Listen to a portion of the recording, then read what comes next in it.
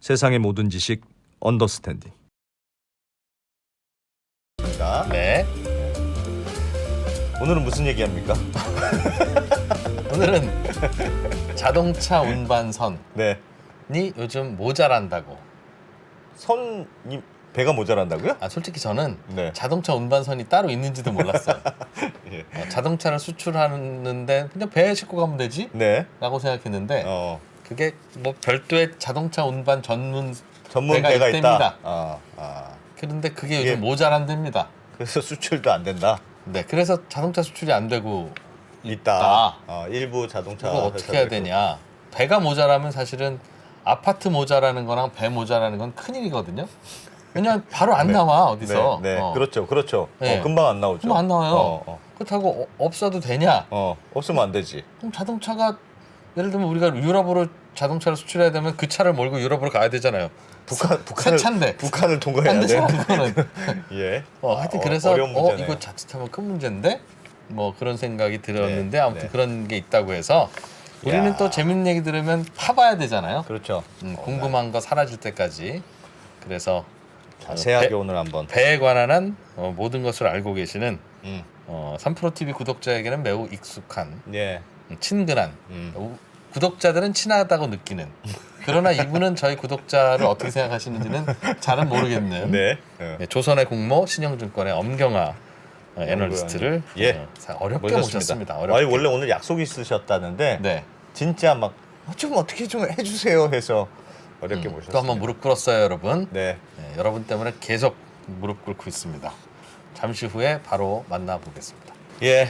바로 소개하겠습니다. 소개해 주세요. 네. 신영증권의 엄경화 연구위원님 어서 오십시오. 네, 안녕하세요. 안녕하세요. 네, 언더스탠딩에 나와주셔서 감사합니다. 감사합니다. 처음 저희도 뵙겠습니다. 맨날 스튜디오에서 멀찌감치 저희는 멀찌감치만 뵀었는데 예. 오늘은 자동차 수출이 배가 모자란다. 요 얘기를 좀 들어보려고 배워보려고 하는데 모셨습니다. 자동차 운반선이라는 게 따로 있어요? 그냥 배에다 실으면 되는 거 아닙니까? 그 뭔데 지들이? 자동차는 화물 중에서 좀 특이한 특징을 가지고 있죠. 예. 본인이 알아서 굴러 들어간다는 거. 그건 편리하겠네요. 예. 에이, 그렇죠. 운전사가 있겠죠 그래도 네네. 배에다 실어주려면. 그래서 왜 예전에 그런 얘기 듣지 않으셨어요? 그 평택항에서 이 배에다 선적시키는 운전하시는 분들이 네. 전국에서 주차 제일 잘하신다고.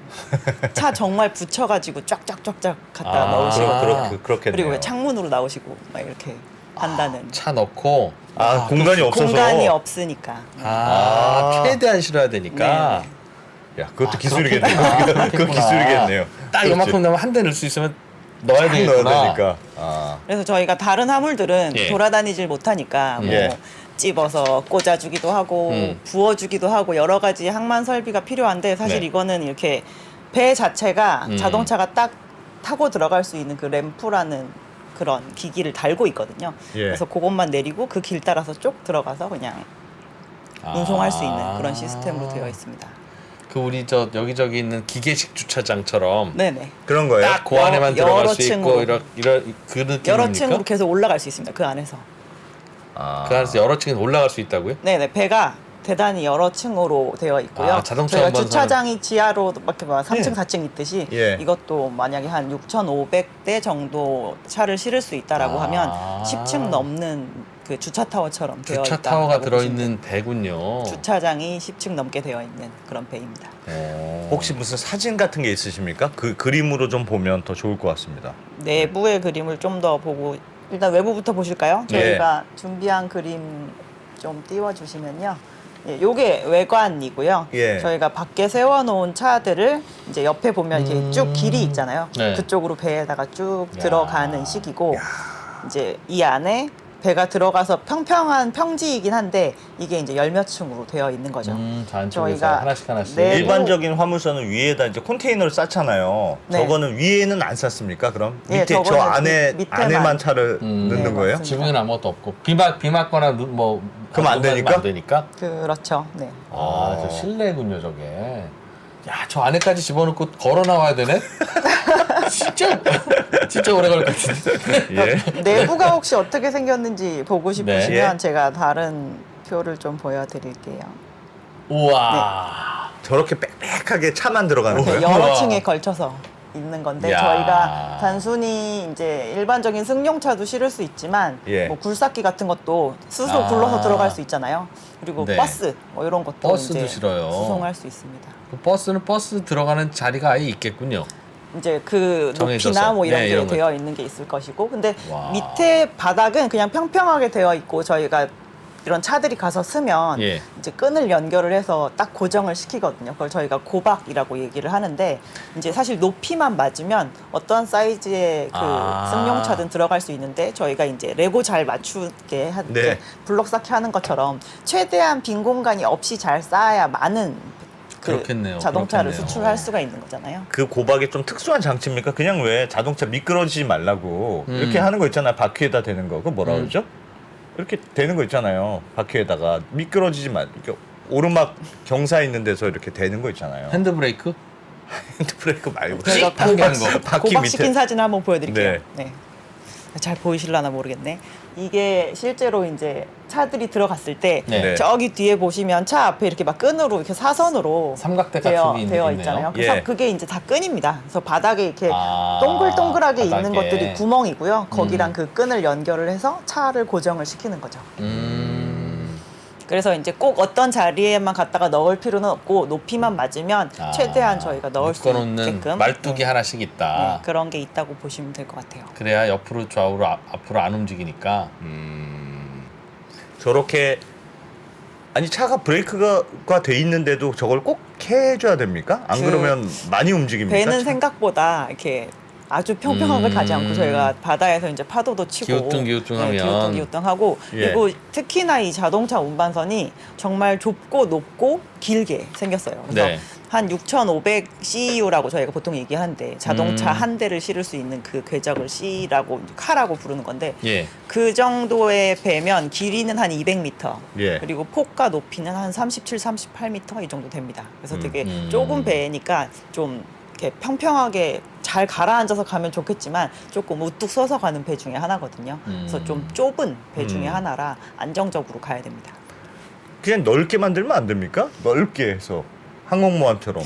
이 자동차 운반선은 저희가 언제까지 꼭 갖다 주세요라는 그런 요청을 하게끔 배달을 보통 하는 편이거든요. 네. 전기선이라고 얘기를 하죠. 예. 컨테이너도 저희가 전기버스 전기선. 타듯이 그렇게 시간표 보고 아 요때 출발하는구나라고 해서 가서 타잖아요. 예. 이 자동차와 일반인들이 쓰는 일반 소비 제품, 완성품 이런 것들은 보통 다 이렇게 전기선 서비스를 하는데요. 그런 배들의 특징이 빨리 가는 속도가 좀 빠른 선박들이라는 점입니다. 그래서 네. 그래서 더 좁게 생긴 거고요. 왜냐하면 저희가 최대한 저항을 적게 받으면서 가야 되니까. 그래서 컨테이너 선박과 자동차 운반선은 다른 원자재를 수송하는 뭐 탱커나 드라이버크라고 얘기하는 뭐 그런 선박들 예. 대비해서 좀 좁게 생긴 편입니다. 빨리 가려고요. 그러니까 빨리 결국 가야 되니까요. 예. 그럴 거면 어제 출발하면 되지. 넓게 만들고 미리 출발하면 돼요. 하지만 저희가 최대한 회전율로 회전을 해야 빨리 갔다 다시 와야 되니까. 그렇죠. 여러 번 수송을 하니까요.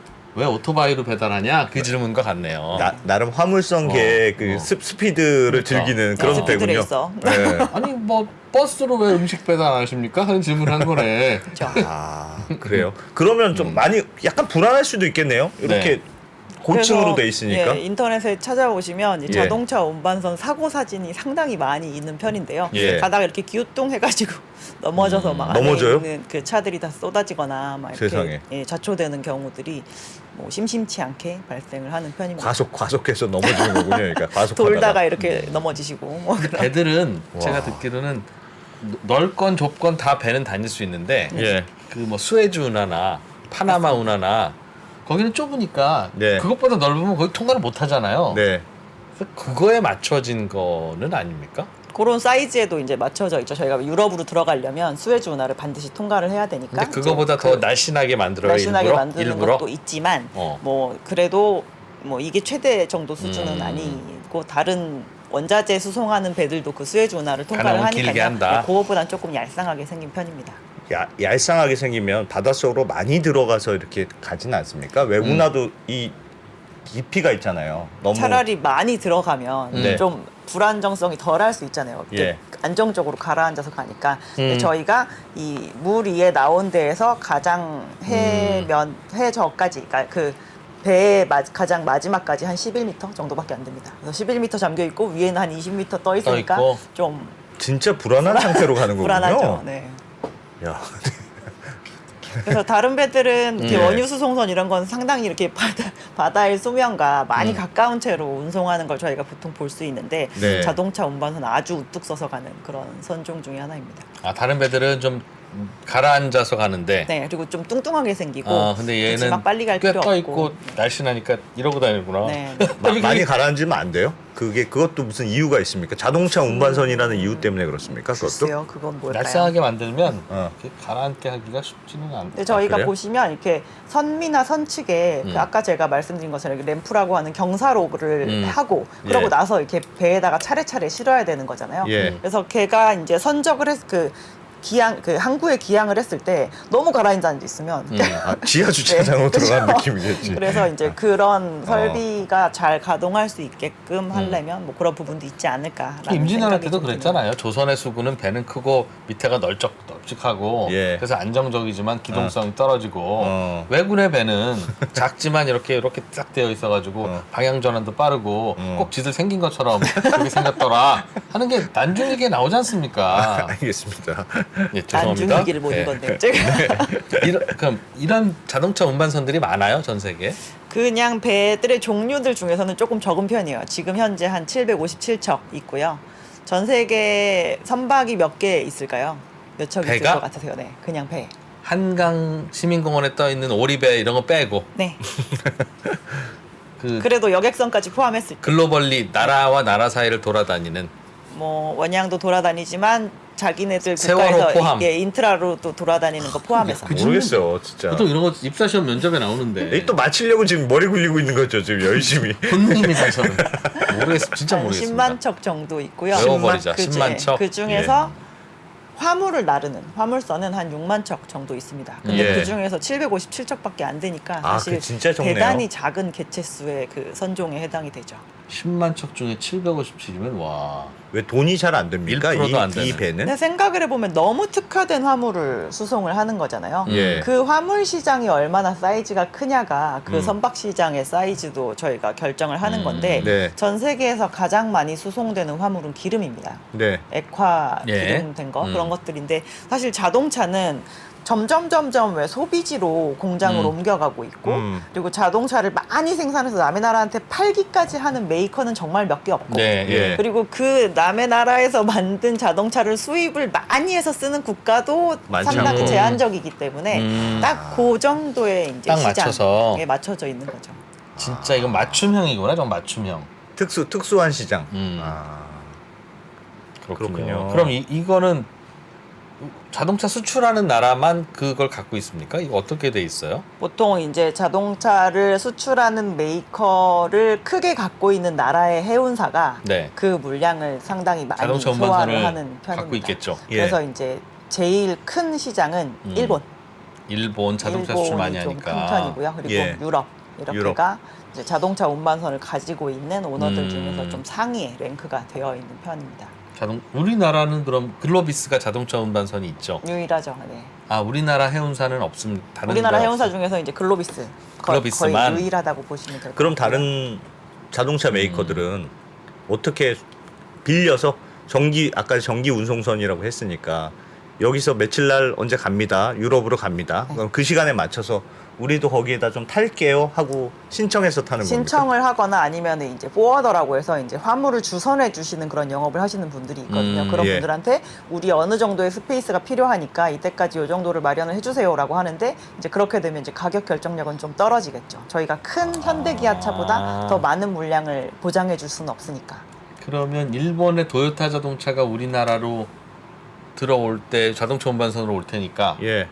그럼 와서 우리나라에 차 내리고 빈자리에 쌍용차나 혹은 뭐 대우차가 싣고 뭐 중국으로 가주세요, 유럽으로 가주세요, 하면 다시 일본으로 가주세요. 뭐 그렇겠네요. 그렇게도 할 수 있죠. 네. 그리고 우리나라의 또 다른 메이커들의 차들도 그러니까 무조건 현대기아차가 꼭 글로비스의 그 선박만 이용을 하는 건 또 아니거든요. 아니고, 예. 빈거 있을 때마다. 여러 노선이 있으면 저희가 그 노선을 보면서 내가 요 노선에 그 물량이 필요하니까 나는 이 해운사한테 요번에는 이제 오더를 해볼래. 해야지라고 하는 거죠. 글로비스도 탈 수 있군요. 다른 예를 들면 네, 다른 데들이 탈 수 있는데 이제 저희가 이렇게 뭔가 대단히 이제 노선에서 쇼티지가 나가지고 갑자기 상당히 운송에 좀 하자가 생긴다라고 네. 하면 일단 글로비스는 최우선시 되는 게 현대차 거부터 현대기아차가 한다. 더 우선시가 될 수밖에 없습니다. 그게 우리나라 LNG 같은 것처럼 장기 계약이 서로 되어 있는 거예요? 아니면 그때 스팟으로 저희가 택시 잡듯이 잡고 소위 타요? 대형 화주다. 네. 그러니까 현대기아차처럼 대형 화주다라고 하면 글로비스랑 이제 한 1년 정도 단위로 이제 갱신을 하죠. 그러면 적어도 그 대략적인 수량은 저희가 예상이 되잖아요. 예. 뭐 어제까지는 한 고정 물량이 10만 대밖에 있겠죠.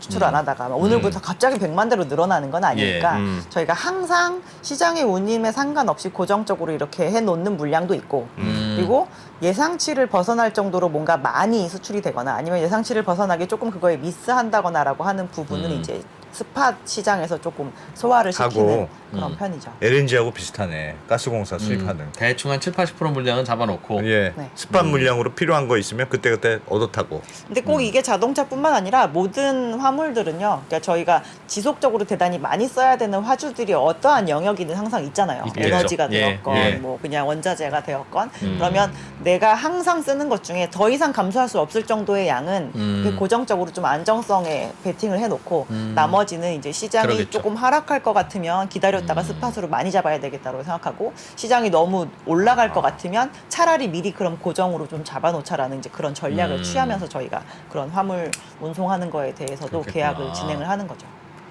그럼 전문 업체들이 좀 있는 거겠네요. 그러니까 글로비스 같은 데는 현대차를 끼고 이제 하는 거겠지만 그냥 우리는 독립적으로 이런 자동차 운반만 하는 배를 가지고 있습니다. 근데 그렇게 하기가 쉽지 않죠. 그래서 자동차 메이커들이 발달한 국가의 해운사들만 이 사업을 어, 영위를 있다, 주로 있다. 하는 겁니다.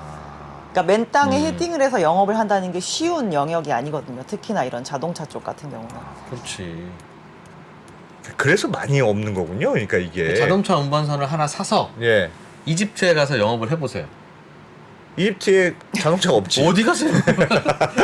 중고차나 않죠. 실어 나르고면 지르는 게 아. 있을 텐데. 저희가 꾸준하게 그 물량을 계속 확보한다는 보장이 있어야 되는 거니까 사실 예. 생뚱맞은 국가가 갑자기 저는 자동차 운반 사업을 하겠어요라고 하면서 뛰어들기가 상당히 쉽지 않아요. 그러니까 거기는 서로 다 아는 거야. 그러니까 손님과 공급자가 예. 서로 다 아는 뻔한.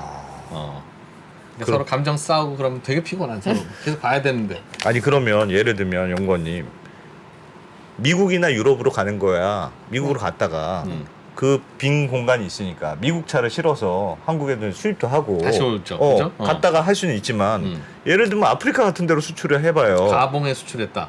그럼 아프리카에서 가져올 차가 없지 않습니까? 가봉산 저희가 자동차가 이 없지. 해운은 그냥 원웨이로 갈 때와 올 때의 비용을 다 벌고도 남을 정도로 벌어야 제대로 돈을 벌었다라고 얘기를 할 수 있다. 빈 배로 올 생각하고 가는 거예요? 그러니까 갈 때 아. 이미 올 때까지 비용까지 다 벌어서 간다는 그렇지. 정도의 운임으로 가야 되는 거예요. 그래서 네. 어차피 빈 배로 오니까. 그러면 올 때 실어 오면 그만큼 내 추가 수입이 있는 거고. 예, 올 때 수일어 오면은 이제 비용이 커버가 갈 때도 되고 올 때도 되고 이러니까 상당히 수익성이 좋은 노선이 되는 거고요. 그러니까 아까 말씀하신 것처럼 유럽 가서 BMW 실어 오면 되지 않느냐. 아주 예. 황금 노선인 거죠. 근데 만약에 그게 안 되고 우리나라에서 만든 차를 어딘가에 수출을 해야 되는데 저기는 갖고 와달라고 하는 그 수요는 너무 많지만 거기에선 나올 게 없다. 그러면 거기는 원웨이 시장이라고 생각하고 저희가 접근을 해야 되는 거죠.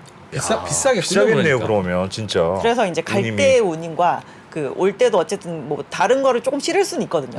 근데 상당히 수량이 적고 보통 메이저 화물이 아닌 다른 거를 실게 되거나 뭐 이러니까 이제 대단히 싼 운임으로 올 수 있죠. 아니면 아예 안 실어버리거나 아예. 해운사가. 네. 알겠습니다. 아니면 이렇게 펜듈럼 서비스라고 해서 여러 군데를 돌면서 노선버스처럼. 예, A에서 B를 갈 때는 못 실어도 뭐 B에서 C 갈 때는 또 잠깐 실었다가 뭐 그렇지. C에서 D로 갈 때 뭐 내려놓거나 어. 뭐 이렇게 할 수 있는 겁니다. 부산에서 서울로 돌아오면서 대구에서 손님 태웠다가 인천쯤에 내려드릴 수 있다는 얘기. 아니 그러면 그래도 차가 없어도 공간은 있잖아요. 네. 뭐라도 이렇게 대충 실으면 안 됩니까? 그래도 빈 걸로 오느니 바나나라도 좀 넣어가지고 그런 거 안 됩니까? 얼마예요? 그 운임이? 그 운임이 많이 비싸고 나면 그것도 가능할 것 같고. 요즘에 이제 코로나 기간에 저점 대비해서 11배 올랐거든요. 예. 자동차 운반선 운임이요? 네네. 11배가 올랐다고요? 11배 됐어요. 그래서 저희가 2020년 2분기에 생각해 보시면 전 세계 모든 공장이 다 닫는다고 했잖아요. 예. 예. 락다운 한다고.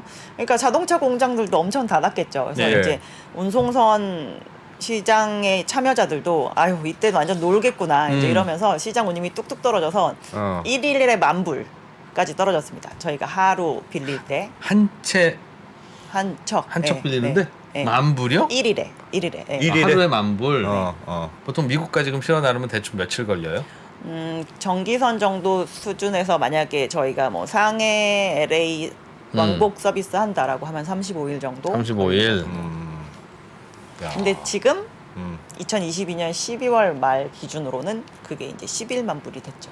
진짜 11배네요. 와. 11만 불 하루에. 그러면 그만큼 지금 자동차를 수출하는데 비용이 많이 든다는 뜻이네요. 자동차 업체들 엄청나게 입장에서. 많이 든다고 보시면 될 것 같습니다. 11만 불이면 얼마입니까? 한 1억 3천만 원, 1억 4천만 원. 네. 하루에. 근데 7천 대 탄다고 그랬죠? 예. 그러니까 얼마? 아, 그 배 하나를 빌리는 거니까 그 차 대수는 적용을 하실 필요는 없죠. 그러니까요. 네. 차 한 대 보내는데 한 돈이 대- 얼마나 한대 드나 비용을. 아, 이걸 나누기 지금 나누시려고. 하려고. 11만 불이면 네. 거의 다 한 6,000대, 7,000대. 1억 4천만 원이니까 예. 7천 되면 하루에 2만 원이네요. 하루에 2만 원인데 35일 걸리니까 7, 1년에 80만 원. 한 5, 6회 정도 그 왕복합니다. 네, 그거는 뭐 저희는 관심 없고요. 2천만 원짜리 소나타 한 대를 예. 수출할 때 예. 배달비가 어. 요즘 얼마나 들고 있는지 잠깐 계산했더니 한 7, 80만 원 한 대당 비싸네. 쌀 근데 때는 한 이 돈 10만 저희가 원. 얘기하는 이런 운임은 네. 예. 그러니까 이거는 꼭 자동차 운반선 시장에 해당이 되는 게 아까도 이제 아니라고 말씀드렸듯이 이 운임에 적용이 되는 화주도 있고 예. 이 운임에 적용이 되지 않고 안정적인 뭔가 운임을 장기 계약. 확보하고 있는 그럴 데들도 수도 있잖아요. 있겠네요. 예. 그래서 이제 거기에서 입장이 확 갈리는 거죠. 비용이 엄청나게 차이가 날 수 있는 거죠. 나는 이 10배 오른 비용을 내야 되는 온몸으로 다 화주도 맡고 있고. 있는 화주도 있는 건데 원래 미리 계약해놨던 그 금액으로 나는 갈 거야라고 하면 그 예. 계약에 따라서 그냥 그대로 싸게 갈 수도 있는 겁니다.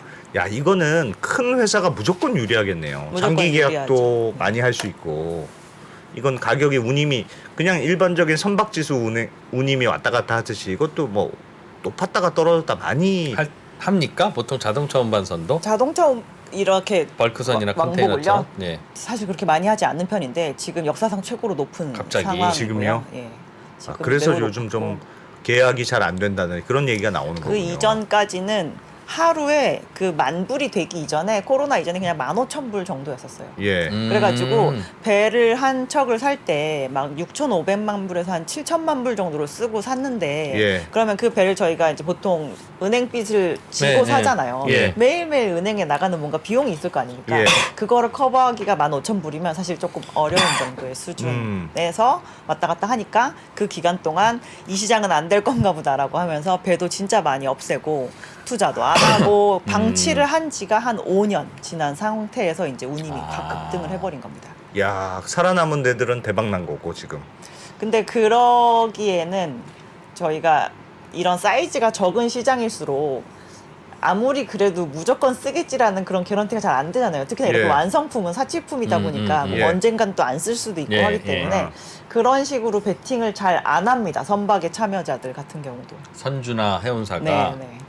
저희가 보통 왜 그리스 선박왕들이 이렇게 배를 가지고 자산의 가치가 언젠가 예. 올라갈 때를 대비해서 이렇게 투자를 하는데 네. 그런 선박왕들이 투자를 하는 영역이 잘 아닌 자동차 섹터라고 운반선은 보시면 될 그냥 것 같아요. 맨날 거기가 그거니까. 세상이 돌고 돌 때 무조건 쓰는 배들은 그런 투기 세력이 항상 있거든요. 예. 그럼 일반적으로 원자재겠죠. 왜냐하면 이거는 내가 갑자기 뭔가를 개발을 한다고 원자재가 우리나라에 갑자기 생기는 건 아니잖아요. 그러니까. 반드시 그래서 수습해 항상 와야지. 수송이 필요한 영역이기 때문에 그리고 자동차도 그렇지 않나요?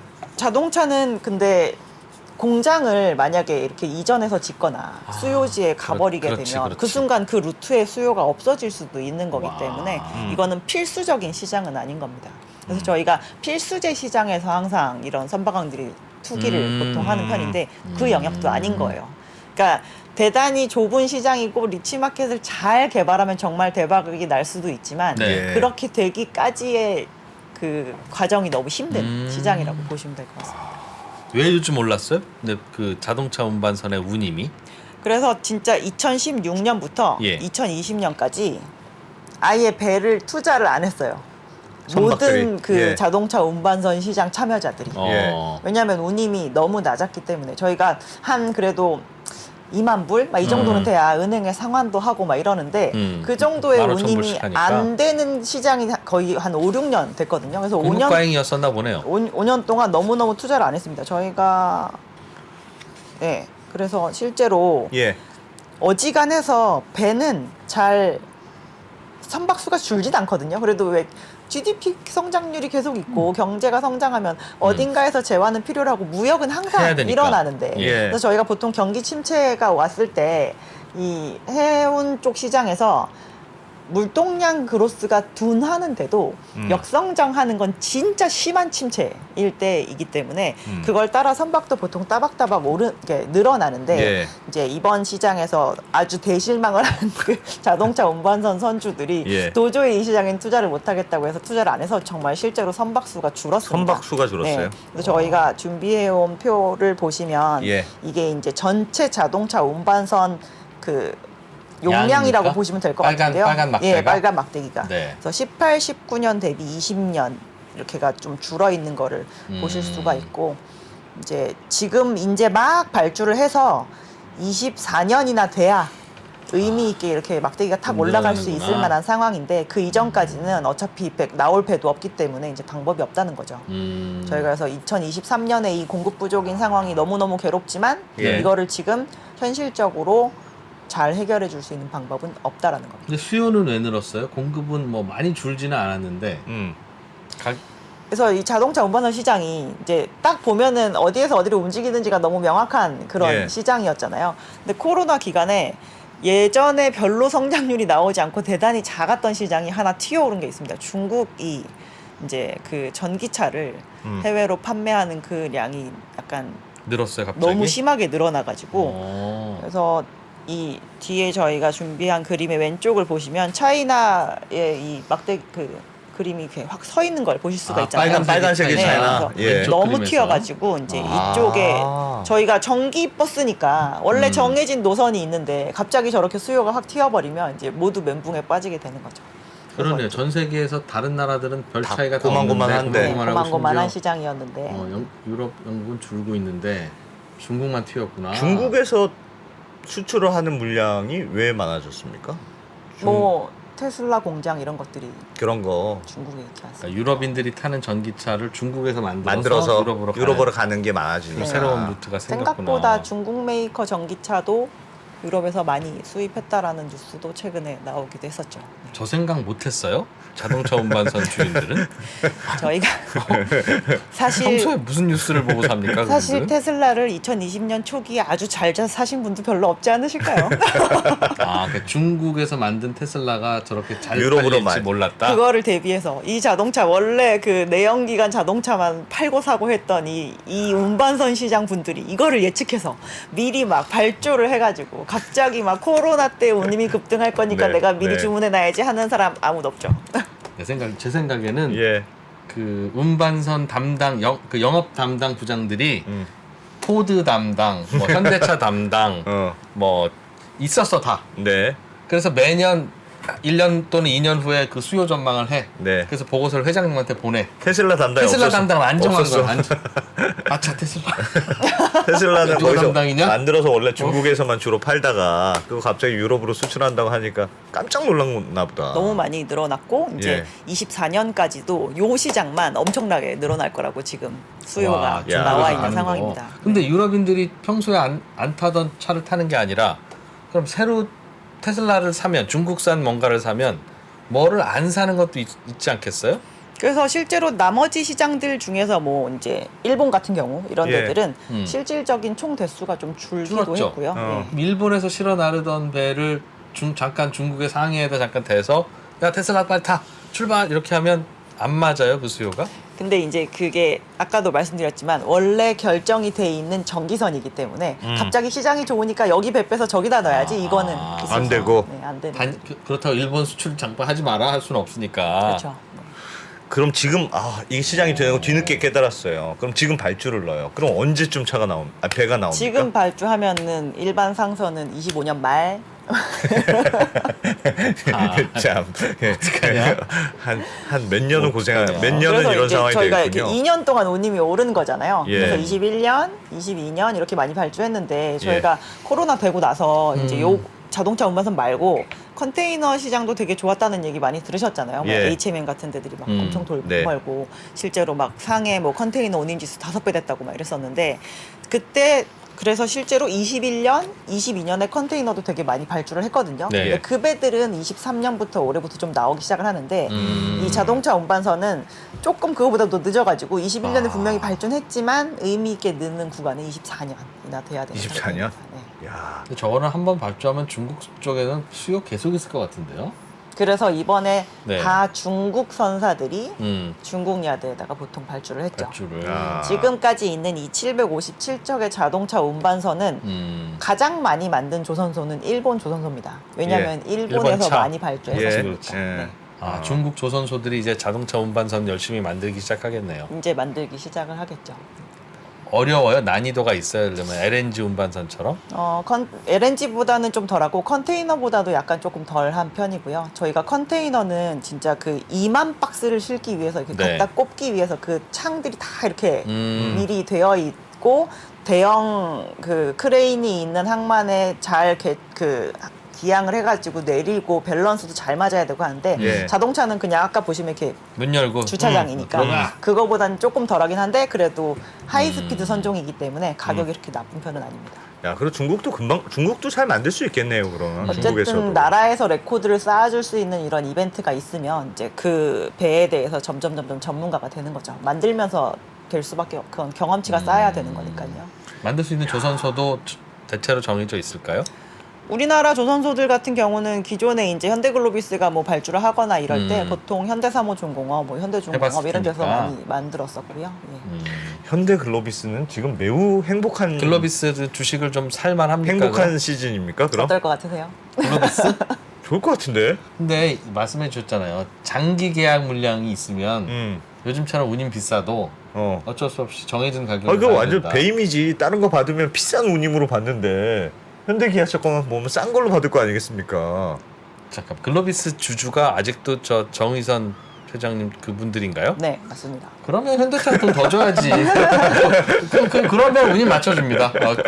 그래서 스파치왕 그래서 맞춰줍니다. 공평하게 해야 되는 것도 있고 예. 실제로 다른 그 자동차 운반선들 실적도 보면 네. 장 21년 감사 보고서 기준으로 뭐 한 10%대 초반 정도의 영업이익률 뭐 이렇게 네. 기록을 한 상황이거든요. 예. 국내 뭐 감사 보고서 볼 수 있는데 지금 뭐 육고 카캐리어 막 이런 데도 보면 그래서 실제로 저희가 아니 운임 5배 뛴 네. 컨테이너 선사들은 영업이익이 막 20배씩 나던데 여기는 운임이 11배 뛰었으니까 당연히 더 많이 돼야 되지 않겠어라고 생각하지만 예. 실질적으로 저희가 컨테이너 쪽은 정말 많은 화주로부터 그 박스마다 다른 주인으로부터 받아서 그렇죠. 대단히 많은 소비자에게 뿌려주는 거죠. 주는 시장이잖아요. 예. 예. 그래서 여기는 이렇게 장기 화주인, 그러니까 큰 손들 저희가 뭐 소위 얘기해서 월마트, 뭐 홈데포, 막 예. 삼성전자 이런 데가 큰 손이거든요. 그 예. 시장에서 그런 데들한테는 조금 이렇게 조금 싸게. 변동성은 적고 시장보다 아. 조금 저렴한 운임을 제공을 하지만 너는 나에게 물동량을 보장해줘라고 네. 하는 그런 거를 하고 나머지는 이제 완전히 시장에 오픈되어 있는 자유시장이겠네요. 부분인데 예. 이 자동차 운반선 시장은 이렇게 시장이 뭔가 스트릭트 좀 많이 경직이 되면 그렇지. 미리 정해놓은 그 계약의 비율이 미친 듯이 올라갑니다. 그래서 저희가 시장의 운임을 향유할 수 있는 그 부분이 너무 줄어들어요. 아니 그러니까 자동차 메이커 입장에서는 비싼 데 가지 말고 장기 계약으로 그냥 계속 하는 거군요. 네, 그렇다고 해서 이제 시장 운임을 전혀 안 반영할 정도로 그렇게 막 완전 원가 수준으로는 또 아니고 그것도 예. 오르긴 하는데 이제 그게 그래서 이제 자동차 메이커한테도 비용이고 저희가 운송하는 회사 입장에서도 네. 내 배로도 운송할 수 있지만 예. 사실 배를 또 빌려다가 운송을 하기도 하거든요. 예. 그러다 보니까 그것도 나의 비용이 되는 예. 그런 상황이죠. 그래서 그러니까 매출은 이렇게 많이 올라갔는데 생각보다 마진이 막 몇 배가 되는 거나 이런 거는 안 보일 수도 있다라는 겁니다. 가능하면 장기 계약을 하려고 한다. 서로. 그렇게 되죠. 그런 네. 얘기죠. 그래서 최근에 이제 현대글로비스가 실적을 냈는데 예. 저희한테 자동차 운반선에서 난 이익만을 떼주진 않아요. 근데 저희 준비한 장표를 보시면 여기에서 이제 보셔야 될 게 중간에 있는 해운 요 영역에 자동차 운반선 사업 부문이랑 그리고 드라이버크 뭐 원자재 주로 수송하는 그런 것들이 다 섞여 있거든요. 예. 근데 요번 최근 분기 막대기만 보셔도 일단 높이가 낮아진 거를 확인하실 그러네요. 수가 있습니다. 네. 그래서 한껏 높아졌던 때는 이익 기준으로 보면 22년 초 상반기 이때가 야. 한창 좋았고 아, 좋은 게 아니구나. 글로비스는 지금 설마 그런 지시 안 하겠으나 예. 그 유럽 쪽 수출 줄어들면 좋겠네요. 현대차, 기아차의 유럽 쪽 수출이 막 부진하고 그러면 너무 좋겠네요. 다른 거 받을 수 그럼 있으니까. 빈자리 생길 거고 빈자리 11배 높여서 가는 김에 받는 상해 좀 들리기만 하면 뭐 많이 비싸게 받을 수 그 있으니까. 다른데 네. 물량이 그 현기차의 물량을 커버할 수 있을까요? 쉽지 않을 것 같습니다. 그건. 그러나 이제 그- 물량이 줄어든 건 현기차 책임이니까 그건 그냥 아유 미안해 힘내 그러고 나서 우리 500석 남았어 그럼 이제 상해 가면서 전화하는 네, 거지 네. 한 500개 남았는데 뭐 어. 어떻게 태워드릴까 조금 올랐어 이러면 그래서 저희가 이제 글로비스가 항상 저희한테 얘기를 하는 게 저희는 물류회사로서의 이제 이러한 역량이 있습니다. 이제 이런 걸 많이 얘기할 때 저희가 비계열 물량도 옛날보다 많이 늘렸어요라는 얘기를 지금까지 항상 많이 하셨거든요. 예. 현기차가 아니고 다른데 물량도 많이 운송을 한다라는 네. 얘기를 상당히 많이 하셨었는데 요번에 그 보시면 비계열 매출 비중 추이라고 해서 2021년까지만 해도 61%였는데 네. 10%포인트 내려온 51%로 줄었습니다. 그러니까 결정적인 순간에는 이자 물류가 더 중요해지는 상황이 되는 거죠. 그래서 저희가 시장에서 자유롭게 플레이할 수 있는 부분이 되게 제한적인 시장이다라고 생각을 하시면 될 역시 것 같아요. 회장님의 회사이기 때문에 네, 네. 계열이 높아졌네. 비용이 많이 아니다 드니까. 아니지 어. 회장님 회사가 끌려가고 있는 거죠 지금 아, 그렇죠. 그렇죠. 그렇지. 어. 오히려 어. 근데 이것 또한 전략이겠죠. 나중에 이제 시장이 또 안 좋아졌을 때도 저희가 계속 큰 덩어리의 화주를 확보할 수 있는. 회장님이 좀 봐주고 계신 거네 아, 생각보단 그래. 그래서 어. 글로비스가 좀- 싸게 해줄게 그래도 그런 셈이죠. 야, 그 의외네. 거기가 돈 많이 벌어야 되는데 회장님 입장에서. 글로비스 그렇잖아요. 그렇죠. 그러니까 이 글로비스라고 하는 회사의 이 비즈니스 모델이라는 게 예. 현대차, 기아차가 어. 이쪽으로 일감 주려고만 맘먹으면 얼마든지 마치 농심에 라면 봉지 납품하는 것처럼 그런 거네요 보니까. 할 수 있죠. 할수 네, 있죠. 할 수 있죠. 할 마음만 먹으면. 지금 우리 아버지도 자동차 회사 좀 하지. 지금 현기차가 글로비스만 이용하고 있는 게 아니기 때문에 가능은 하죠. 근데 그렇게 하지 않죠. 그렇게 하지 않고 그렇겠네. 여기가 싸니까. 근데 일반적으로 수출을 하는 모든 기업들은 네. 운송을 할 수 있는 그 수단을 가지고 있는 회사를 한 군데만 쓰는 건 너무너무 위험할 수 있습니다. 그 회사의 운송 능력이 무언가의 사정으로 문제가 인해서 갑자기 생기면 문제가 생기면 현대기아차도 저희가, 글로비스 말고도 또 써야 되고. 그렇죠. 네. 그래서 항상 이렇게 그렇지. 여러 군데 포진을 시켜 놓는 것이 가장 안정적인 음. 방법이라고 볼 수가 있죠. 요즘 다른 컨테이너 운임은 엄청 많이 떨어졌잖아요. 네, 맞습니다. 그거는 어떻게 될 걸로 보세요? 저는 물동량이 줄어서 그렇습니까 그건? 물동량은 실질적으로 많이 줄었고요. 2022년 한 9월 정도부터 저희가 예. 이제 미국에서 이렇게 수입하는 컨테이너 물동량의 성장률을 예. 뽑아보면 막 26%씩 줄고 막 이러거든요. 미국에서 오는 물량이요? 미국으로 수출하는 가는 게? 아시아에서, 그러니까 아시아가 어. 전 세계의 공장이니까 예, 아시아에서 완성품을 만들어서 음. 미국 선진국으로 수출하는 유럽으로 가는 물량을 게 보면 줄었어요? 9월부터, 예, 꼭 미국뿐만 아니라 유럽도 이제 9월 정도부터는 급격하게 줄어들기 시작을 했습니다. 저희가 코로나 기간에 생각을 음. 해보면 내구 소비재 같은 거 정말 많이 네. 사서 썼잖아요. 예. 막 네. 냉장고 바꾸고 막 네. TV 바꾸고 막 이러느라고. 근데 그거를 3년에 한 번씩 바꾸지는 않으시기 때문에 그러니까 이제 그런 기고 효과도 있고 그래서 그 기고 효과가 다 지나가고 또 제자리가 되려면 2023년 상반기 정도는 물동량이 계속 줄고 있네라고 하는 그런 수치를 꽤 여러 개월 더 보셔야 될 거라고 생각할 수 있습니다. 그럼 컨테이너 싸고 물동량도 없고 남으면 거기다가 배를 실어서 보내면 되겠네요. 그거 어떨 것 같으세요? 컨테이너에 자동차 실어서 보내는 네, 거요? 어떨 것 같으세요? 싸다면서요. 잘 안 될까요? 그러니까 묶긴 묶어야지. 아, 묶는 게 있어야 된다. 그러니까 배에다가 말뚝을 하나씩 박긴 박아야 되는데 고인목. 고인목? 고인목을 일단 된다. 그 좁은 데다가 차를 넣어야 됩니다. 예. 아 그리고- 들어서 넣어야 되는구나. 그 그죠? 컨테이너에다가 이렇게 경사로를 해서 일단은 매우 잘 들어가서 넣고 그리고 일부는 이제 가는 길에 만약에 화재가 발생하거나 이럴 수 있기 때문에 뭐 그 배터리를 떼어 놓기도 한다고 저희는 알고 있고요. 부딪히면. 뜨거워지거나 할 수도 있으니까. 그리고 그 컨테이너 안에다가 차량 일부를 이렇게 묶기도 하고요. 네. 그리고 나서는 사실 컨테이너 벽이랑도 저희가 부딪혀서 뭔가 스크래치가 나거나 이러면 안 돼서 예. 막 그 안에서도 랩핑을 하고 뽁뽁이. 그리고 잘 생각해 보시면 예. 그냥 자동차 운반선에 넣으면 알아서 본인이 들어가는데 컨테이너에 넣었으니까 이 컨테이너를 또 이렇게 실어줄 수 있는 그 항구로 얘를 데려가야 되잖아요. 그렇죠. 아, 차 안에다가 네. 차를 아. 컨테이너 박스 안에 넣고 어. 그걸 싣고 가서 그 컨테이너 컨테이너를 선에다가, 들어다가 컨테이너 선에 네, 넣는다. 넣어야 되니까. 그래서 그러네. 저희가 이제 내리는 데도 다른데 그럼 거기서 내려서 뭐 배터리 띄워넣었던 거 다시 합치고 뭐 하고 막 해가지고 컨테이너에서 빼고 또 이 과정을 거쳐야 되니까 엄청나게 절차가 복잡한 번거롭긴 거죠. 한데 아. 싼 김에 할 만도 하겠네. 근데 지금 대단히 싸지도 않거든요. 예전에 저희가 이 해운의 불황이 정말 극심하게 왔던 거에 한 예로 이제 예. 벌크 시장을 많이 이야기를 합니다. 왜냐하면 2007, 8년에 아주 심한 호황을 겪었던 예. 시장이었어서 그래서 그때 그 배를 하루 빌리는데 한 200만 원밖에 안 된다고 했었어요. 그래서 컨테이너 선? 네, 아니 벌크선. 벌크선? 네. 그래서 하루 빌려가지고 선상 파티해도 되겠다고 막 그런 얘기를 저희가 그 정도면 되겠다. 그 정도면. 했었거든요. 근데 지금 컨테이너 운임은 코로나 이전 수준으로 돌아갔을 뿐이지 예. 싸진 와 않아요. 대단히 싸다 이 정도는 또 아니라는 거죠. 아. 그럼 중고차 수출할 때도 자동차 운반선 씁니까? 그렇죠. 그리고 간혹 가다가 그렇게 컨테이너에 실어서 가는 경우도 있는 걸로 저희는 알고 있습니다. 그리고 대단히 특이하게 뭐 예를 들어서 꼭 차 말고 예. 뭐 좀 사이즈가 되게 애매한 기본적인 작은 컨테이너 박스에 들어가지 않는 요트를 막 샀다 제가 네. 만약에 네. 중고 요트를 외국에서 샀다 그럼 그걸 들여와야 되잖아요. 그러면 이제 큰 컨테이너 박스에 실어가지고 실어야 되는데 그게 네.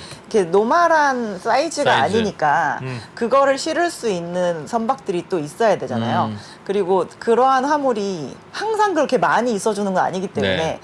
이 박스를 실은 배가 제 시간에 출발할 수 있는 그런 정기선 형태가 또 아닐 수도 아니겠죠. 있거든요. 예. 그래서 그런 배들 중에서 야. 로로선이라고 하는 선이 있어요. 로로선. 예, 저희가 롤 온, 롤 오프의 예. 그 줄임 말이거든요. 그래서 예. 일반적으로 차도 저희가 굴러 들어가는데 음. 이 컨테이너 선박의 형태를 갖고 있는 것 중에 항만의 인프라가 되게 취약한 지역이 있으면 예. 그런 데들은 그 화물의 수요가 아주 많진 않지만 간혹가다 계속 필요하잖아요. 그래서 뭔가 양하를 할 수 있는 그런 거를 자체적으로 배가 갖고 있어야 되는 거예요. 그게 로로선이거든요. 양하가 뭐예요? 그러니까 내리고 선적하고 내리고 아, 이런 올리고 내리고 집게가 부두에 없어도? 없어서 이런 거 그걸 해야 없어도? 되는 거. 그래서 그런 배들도 이제 뚜껑 열고 거기에 컨테이너를 이제 어딘가에 실어가지고 줄줄줄 이렇게 들어가서 거기 안에 놓고 예. 또 내리고 이러한 작업을 컨테이너 하는 박스를 밀어 또 경우도 그냥 있습니다. 밀어 내리는구나. 네. 그냥 굴러가요. 뭐 그래서 그런 오. 경우도 있죠. 세상에. 그 뽁뽁이 좋은데 유럽에 수출할 때 뽁뽁이랑 같이 수출하는 거예요. 자동차 수출하면 뽁뽁이도 유럽에서 써야 됩니다. 내년 붙이지 오늘 좀 말라고. 겨울 덜 추웠다고 지금 유럽인들이 방심하는데 내년 겨울도 있어요. 그렇죠. 네. 이번 겨울은 좀 특이했을 뿐이고 예. 그 러시아 푸틴이 만만치 않습니다. 그 친구가. 아. 그 분명히 추울 텐데 내년도 뽁뽁이도 같이 이렇게 두루마리 이따만한 두루마리 있잖아요. 아. 그럼 같이 그냥 껴서 수출을 하면 싸게 준다고. 그러면 그걸로 컨테이너 박스에다 집어넣어서 와. 완충작용도 하고. 좋은 생각입니다. 좋은 생각. 진짜 힘들구나. 운송비가 더 나오겠네요. 아니 원래 무슨 르노 삼성이 하여튼 이 컨테이너선 그러니까 자동차를 수출할 선박을 못 구해서 그쵸. 수출을 지금 못 한다. 그래서 저희가 르노 삼성 그리고 네. 쌍용차 여기가 이제 전용으로 해줄 수 있는 선사를 구비하지 않고 있는 국내 자동차 그룹이잖아요. 그래서 이제 항상 장기 계약을 안 해놨나 봐요 거기는. 장기 계약을 하기에는 이제 물량이. 화주의 사이즈가 좀 크지가 않은 거고 만약에 이렇게 돼서 이제 자동차를 원래 선적을 해주던 회사가 있는데 이렇게 이자 쪽에 더 만약에 집중을 한다라고 예. 하면 저희 이제 다른 그런 화주들이 접근할 수 있는 그 룸이 순식간에 이렇게 줄어들게 되는 거죠. 그래서 저희뿐만 아니라 이제 사실 22년, 21년 네. 굴삭기나 막 이런 거 판매하는 기업들도 정말 좋았거든요. 미국, 중동 이런 데서 막 굴삭기 빨리 수출해달라고 예. 해가지고 그래서 중장비들도 가가지고 기다리는 거예요. 이 자동차 운반선 자리 날 때까지. 아이고야. 그런 걸로 인한 세상에. 차질도 되게 컸습니다. 큰일이군요. 네. 배달이 쉽지 않아 이게. 배달이 안 되면 뭐 팔리지가 않는 거잖아요. 갖다 줘야 팔리는 거지. 그렇죠. 그래서 이 배달 산업이 사실 저희가 배를 들고 있어야지 배달 사업에서 이익을 내는 거잖아요. 예. 그래서 미리 선점해서 예상해서 선점해 놓은 이 캐펙스가 수익으로 이제 실현이 되려면 정말 예상을 잘해야 되는데 그 이전에 만약에 되게 수요가 뭔가 성장하지 않는 시장이 대단히 오래된다 그러면 네. 그 시간을 버틸 수 있는 자본력도 또 되게 필요한 산업이기도 한 겁니다. 그럼 2020년쯤에 테슬라가 중국에서 차를 만든다고 하니 이거는 잘 팔릴 거고 이거는 유럽에서도 많이 사갈 거다. 그리고 유럽의 전기차 메이커들이 중국 공장 막 갖고 있었잖아요. 그런 예상을 제가 혼자 했다면 그럼 자동차 운반선 운임이 올라갈 건데 그럼 자동차 운반선을 제가 주문을 조선소에다 해두고 그렇다고 제가 운반할 건 중간에 아니니까 파셔도 돼요. 중간에 네. 그러니까 미등기 전매를 네. 할 수 있습니까? 할 수 있습니다. 아. 실제로 그런 식의 그 자본 네. 투자를 하는 선주들도 있고요. 예. 그래서 그때 코로나 기간 동안 제가 아까 말씀드렸던 한 6,500원, 6,500 CU 정도 되는 배 가격이 예. 한 진짜 한 6,500만 불 정도 음. 됐었는데 지금 한 9천만 불 정도 됩니다. 많이 올랐죠. 그러면 계약금만 치르고 있다가 네. 중간중간 만들 때 들어가는 중도금은 은행이 줍니다. 야, 아파트랑 똑같네. 네. 어. 완전 부동산이에요. 분양만 법적으로도 받아놓고. 부동산입니다. 네. 법적으로도 네, 법적으로 부동산이요? 선박은 부동산이에요. 예? 주택 수혜는 포함 안 되죠? 네, 네, 네. 다행이다.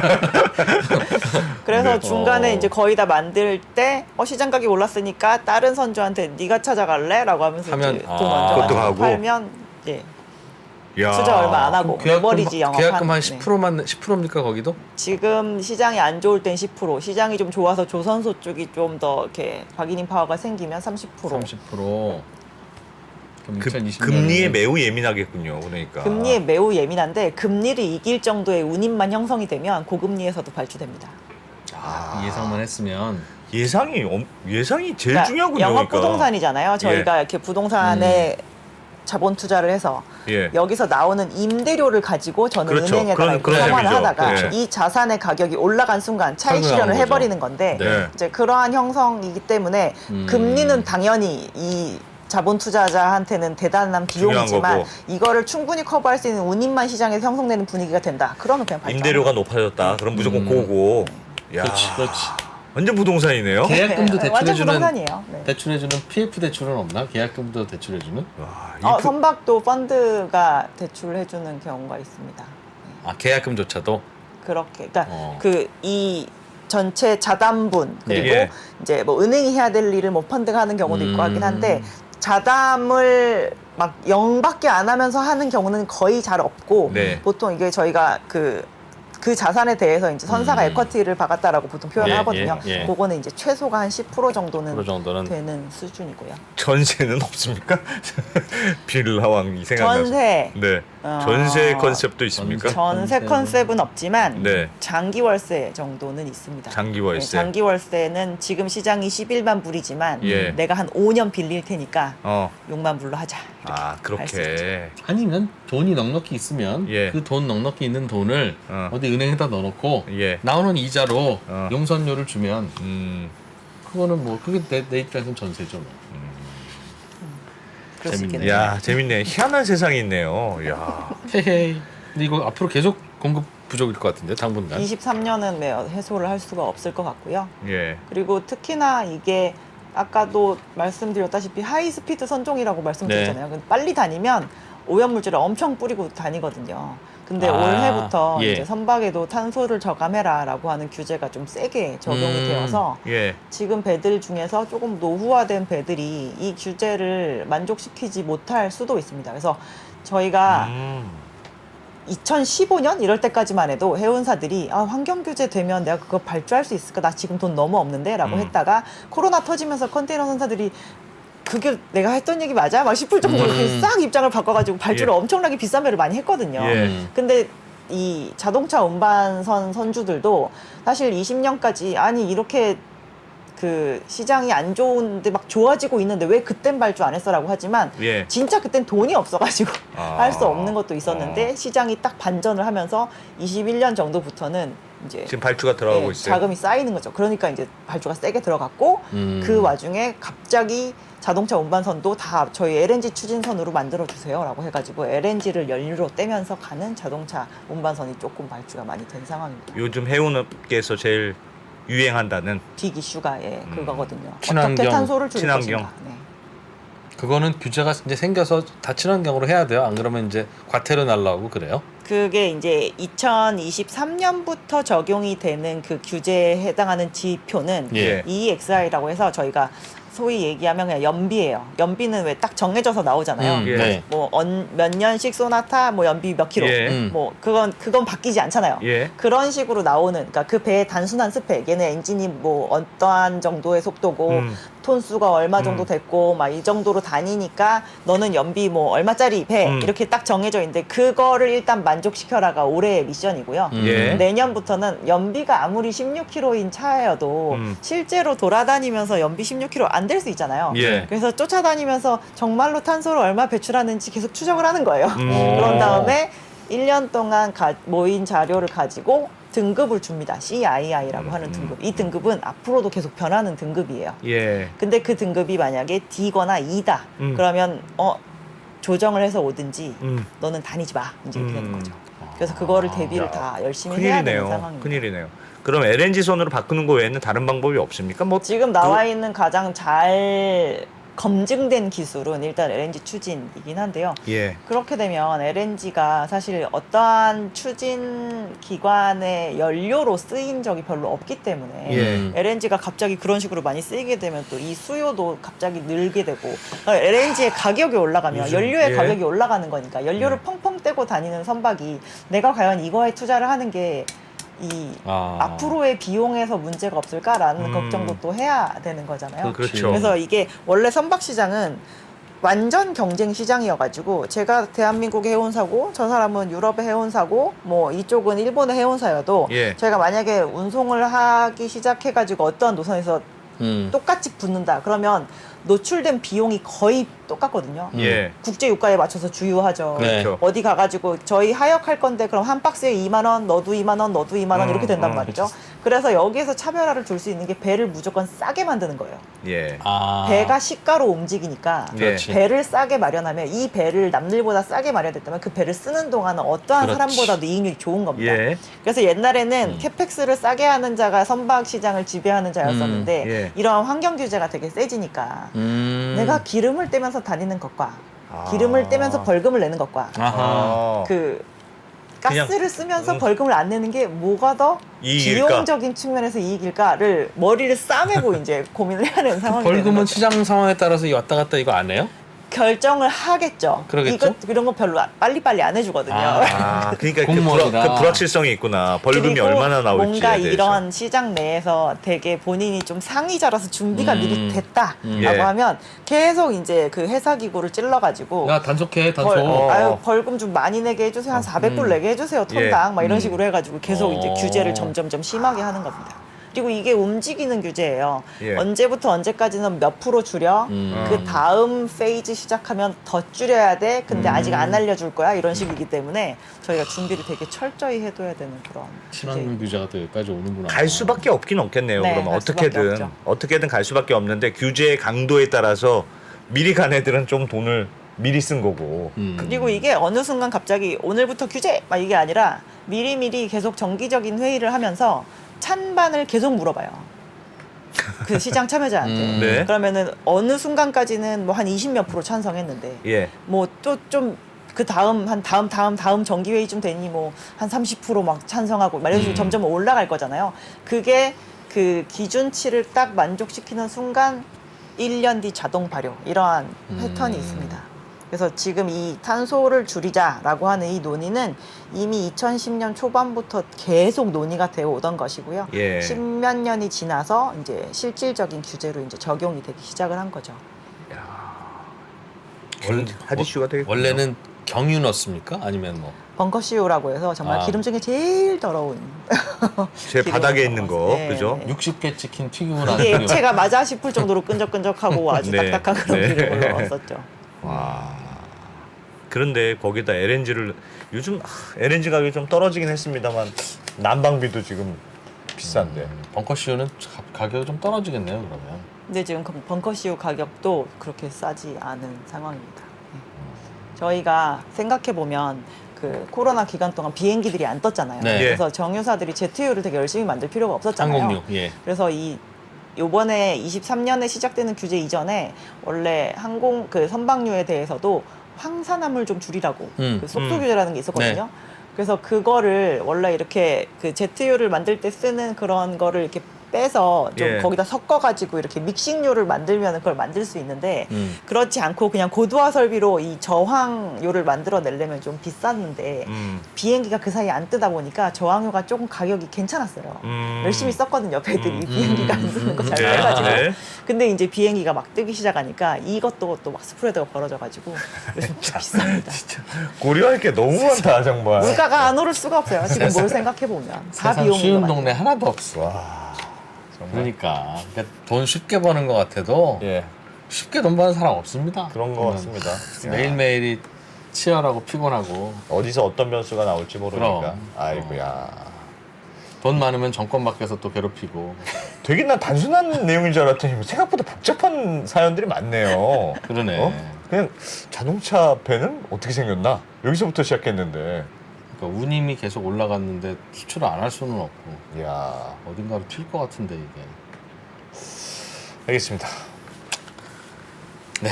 신영증권 엄경화. 엄경화 연구위원님 아. 자동차 운반선 하나로 끝났군요. 어디서도 들을 수 없는 얘기를 들은 것 같습니다. 예. 이야. 이런 배가 있다. 아하.